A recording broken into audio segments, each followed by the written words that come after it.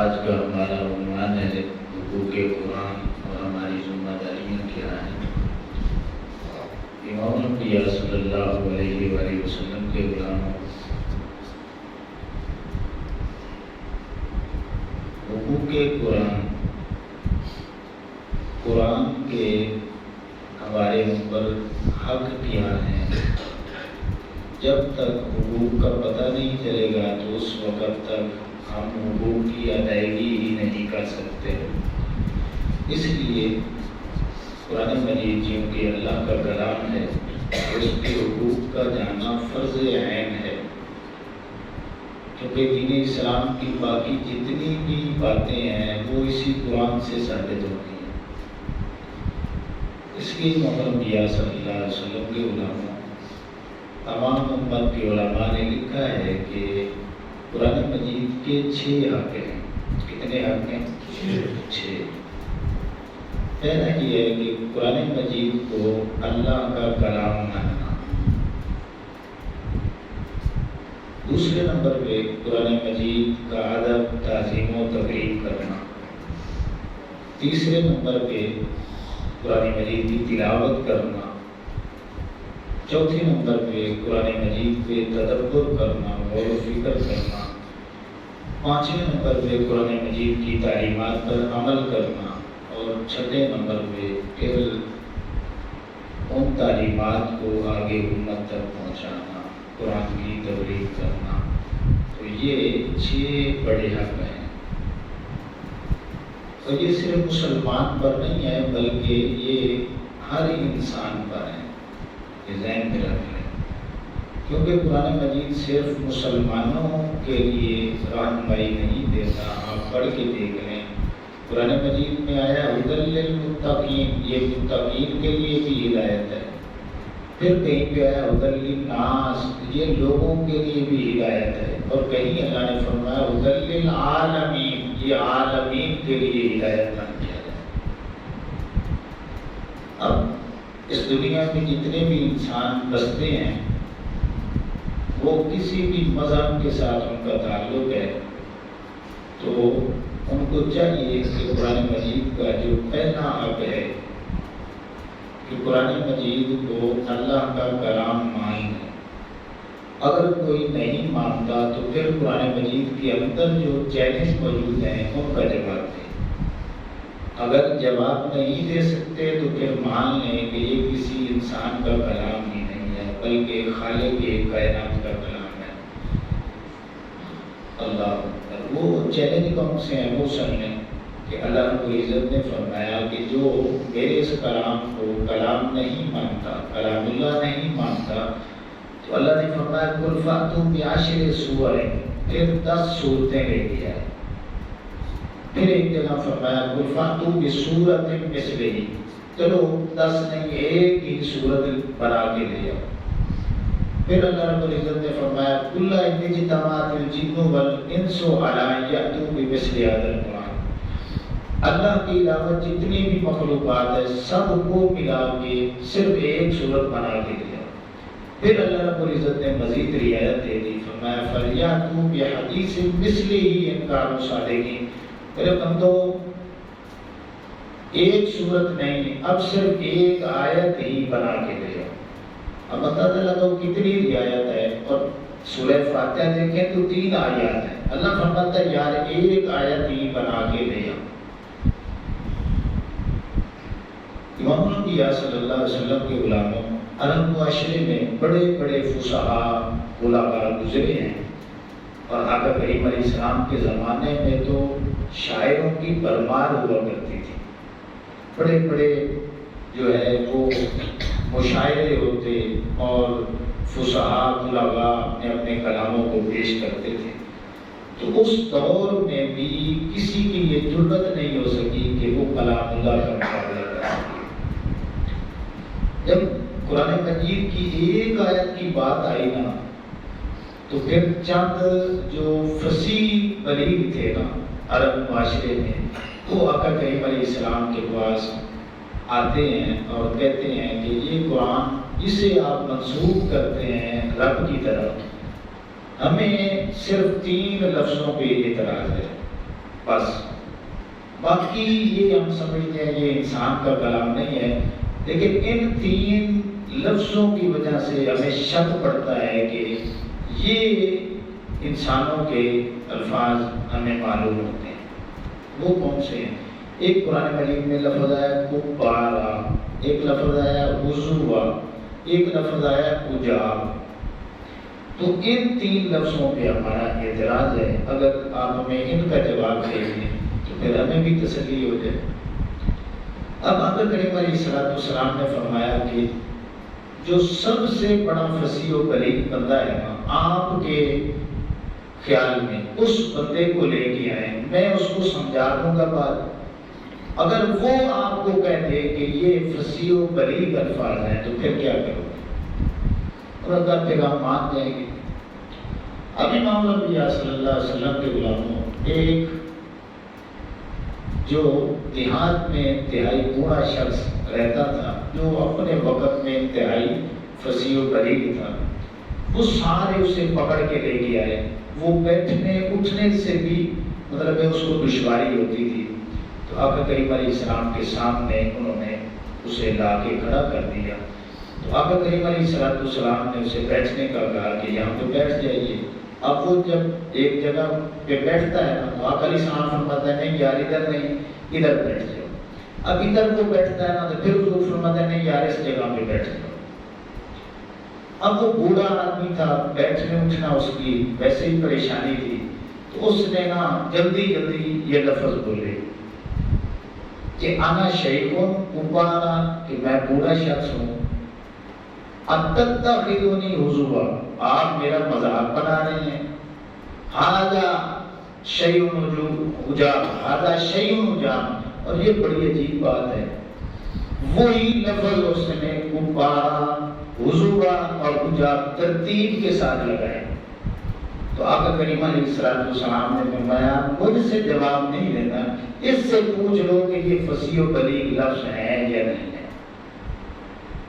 تو امام الانبیاء صلی اللہ علیہ وسلم کے غلاموں پھر بھی انہیں ہدایت نصیب نہ ہوئی اور وہ سروں کو پیٹتے ہوئے واپس چلے جاتے ہیں۔ اللہ اکبر۔ حضرت علامہ طنطاوی رحمۃ اللہ علیہ یہ مصر کے بہت بڑے عالم گزرے ہیں۔ یہ ایک جگہ پہ موجود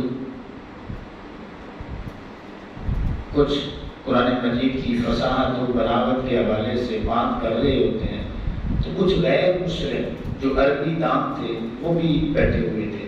تو انہوں نے پوچھا کہ حضرت صاحب آپ تو کلمہ پڑھتے ہیں، اللہ سے ڈر کے جس رب کو آپ مانتے ہیں، اندر کی بات بتاؤ، اندر کی، کہ آپ اتنے بڑے عالم ہو، واقعی آپ کا ایمان ہے کہ قرآن فصیح بھی ہے، بلیغ بھی ہے اور اللہ کا کلام؟ تو آپ نے فرمایا ہمارا تو ایمان ہے، آپ کو اگر کوئی مسئلہ ہے تو میں ایک لفظ بولتا ہوں، اس کی آپ عربی بنا کے دکھا دیں۔ انہوں نے پوچھا کیا ہے؟ تو آپ نے فرمایا کہ بس لفظ 2 ہی ہیں کہ جہنم بہت وسیع ہے، اس کی عربی بنائیں۔ اب ایک نے جلدی جلدی بولا جہنم واسع، دوسرا بولا نہیں جہنم وسیع۔ آپ نے فرمایا بس یہی عربی تھی، آؤ اب قرآن کے پاس چلتے ہیں۔ تو قرآن مجید میں آتا ہے یوم نقول لجہنم، کل قیامت والے دن اللہ رب العزت جہنم سے یہ فرمائے گا حل امتلأتی، کہ کیا تو ابھی تک نہیں بھری، وتقول حل من مزید، آگے سے جہنم جواب دے گی کہ اے مالک ابھی تک میرے اندر وسعت باقی ہے۔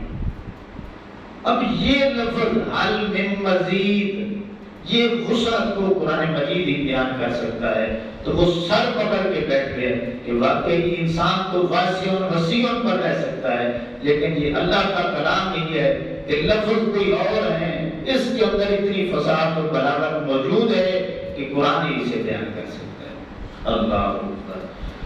تو جو نہیں مانتے وہ پھر قرآن مجید کا جواب دیں، اور یقیناً ان کے پاس کوئی جواب نہیں ہے۔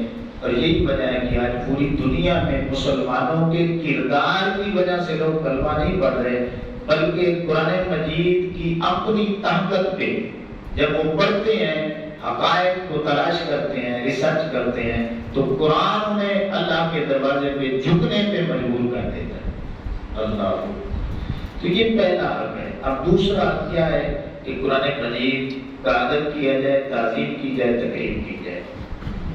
اس تعظیم و تقریم میں کیا آتا ہے؟ ایک تو یہ ہے کہ یہ جو نسخہ ہے نا، اس کو جب بھی ہم نے چھونا ہے تو وضو کے ساتھ چھونا ہے۔ بغیر وضو نسخہ جو ہے کتابی شکل میں موجود ہے، اسے چھونا حرام ہے، اور یہ اللہ کا حکم ہے، لا یمسہ الا المطہرون، اسے نہ چھوئیں بلکہ وہ جو صرف پاک ہیں۔ پاک لوگ مطلب باوضو ہو کر اسے چھونا ہے۔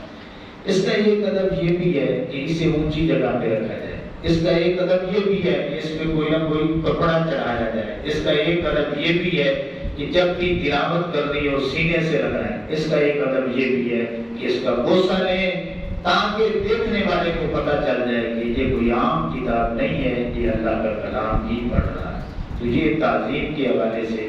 اور آگے تلاوت قرآن، آپ کو پتہ ہے تلاوت قرآن کرنا سنت ہے اور سننا فرض ہے۔ آقا کریم علیہ السلام نے دونوں کام کیے، ٹھیک ہے۔ آقا کریم علیہ السلام نے حضرت ابی بن کعب کو فرمایا کہ ابی تو قرآن پڑھ اور میں سنتا ہوں۔ جب یہ بات کی تو حدیث مبارکہ میں انہوں نے عرض پیش کی، یا رسول اللہ صلی اللہ علیہ وسلم قرآن تو آپ پہ اترا ہے، آپ پڑھیے میں سنتا ہوں۔ حضور نے فرمایا نہیں، میرا دل کرتا ہے کہ آپ پڑھیں اور میں سنوں۔ تو آقا کریم علیہ السلام نے جب یہ بات کی تو آگے سے حضرت ابی بن کعب رضی اللہ تعالیٰ عنہ پوچھتے ہیں، یا رسول اللہ صلی اللہ علیہ وسلم آپ کا یہ حکم ہے یا اللہ کا حکم ہے؟ آقا علیہ السلام نے فرمایا یہ اللہ کا حکم ہے۔ آگے سے پھر وہ صحابی پوچھتے ہیں حضرت ابی بن کعب رضی اللہ عنہ، کیا اللہ نے میرا نام لیا ہے؟ آقا علیہ السلام نے فرمایا ہاں ابی، اللہ نے تیرا نام لے کے مجھے حکم دیا ہے کہ اس کو اپنا قرآن سنائیں۔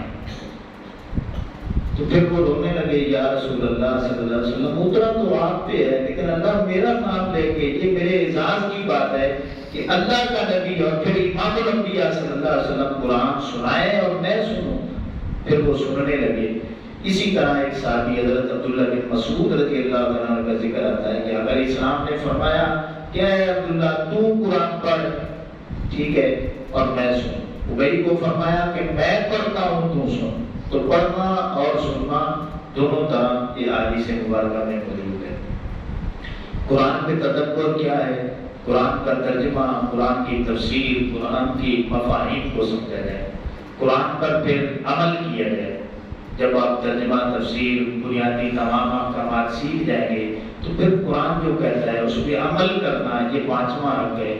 اور پھر چھٹا حق یہ ہے کہ جب وہ سارا کچھ سیکھ جائے، آپ نے عمل بھی کیا ہے، تو یہ عمل اپنے تک محدود نہ رکھیں بلکہ یہ آنے والی امت تک آگے پہنچانا، یہ بھی ہماری ذمہ داریوں میں سے ہے۔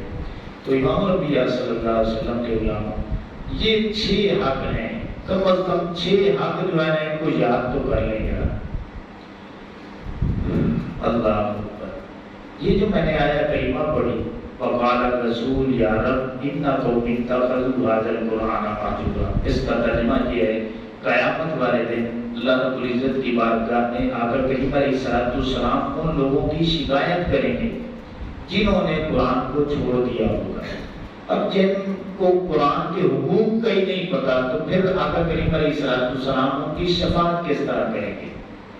اور پھر آقا علیہ السلام کی ایک حدیث پاک ہے مشکات میں 276 نمبر پہ حضرت علی المرتضیٰ شیخ خدا کرم اللہ وجہ الکریم بیان کرتے ہیں کہ یأتی علی الناس زمان، میری امت پہ وقت آئے گا، لا یبقى من الاسلام الا اسمہ ولا یبقى من القرآن الا رسمہ، کہ اسلام کا صرف نام رہ جائے گا اور قرآن مجید رسمی طور پر پڑھا جائے گا۔ آئے دیکھ لیں، اسلام کا نام ہی ہے بس، اور پھر قرآن رسمی طور پہ ہم پڑھ لیں۔ اگر بات سمجھ نہیں آتی تو تھوڑا سا دیکھ لیں کہ آپ کتنے جی بیٹھے ہیں، صرف 50-60 ہوں گے تو یار اتنے محلے میں اتنی دنیا سو رہی ہے تو ان سے جا کے پوچھیں کہ آپ نے کلمہ نہیں پڑھا، آپ نے اذان نہیں سنی، آپ کو وقت کا نہیں پتا تو وہ سارے جواب دیں گے کہ ہم نے اذان بھی سنی ہے، کلمہ بھی پڑھا ہے، تو پھر پوچھے نماز کیوں نہیں پڑھی آپ نے؟ تو پھر بہانے بنائیں گے۔ تو یہ نام کے مسلمان ہیں، جیسا آقا علیہ السلام نے فرمایا اسلام کا بس نام رہ جائے گا۔ قرآن کی تلاوت رسمی کی جائے گی، یہ رسمی ہی ہم قرآن کی تلاوت کرتے ہیں کہ ہم قرآن کو کب یاد کرتے ہیں؟ جب ہمارا کوئی مر نہیں رہا ہوتا، کسی کی روح اٹک جائے تو ہم سورہ یاسین پڑھ لیتے ہیں، کوئی فوت ہو جائے تو اس کے سارے ثواب کے لیے پڑھ لیتے ہیں۔ بس اتنا سا تعلق ہمارا قرآن کے ساتھ باقی ہے۔ کیا قرآن صرف مرنے کے لیے آیا تھا یا مارنے کے لیے آیا تھا؟ نہیں، قرآن کا اصل جو مقصد ہے وہ یہ ہے کہ قرآن کو سمجھا جائے، اس پہ عمل کیا جائے۔ قرآن تو ایک ایسا معجزہ ہے کہ یہ مردہ دلوں کو بھی زندہ کر دیتا ہے، لیکن ہم نے اسے مرنے کے لیے ہی جو ہے وہ رکھا ہوا ہے۔ تو اس لیے امام الانبیاء صلی اللہ علیہ وسلم کے غلاموں ان حقوق کو یاد کر لیں، کم از کم حقوق یاد ہوں گے۔ اللہ نے پوچھ لیا کہ یار میرے بندے، یار تجھے کچھ بھی نہیں آتا، صرف قرآن کے حقوق ہی بتا دے۔ اگر یہ بھی نہ آتے ہوئے تو ہمارا کیا بنے گا؟ کسی نے کیا خوب کہا ہے کہ پیغام ہدایت ہے، یہی رحمت رب ہے، سمجھے نا اگر کوئی تو یہ بات عجب ہے۔ قرآن کے دامن کو کبھی چھوڑ نہ دینا، قرآن ہی انسان کی عظمت کا سبب ہے۔ اللہ رب العزت مجھے آپ کو قرآن مجید کے حقوق کو یاد کر کے یاد رکھنے کی اور پھر عمل کی توفیق عطا فرمائے۔ وما علینا الا البلاغ۔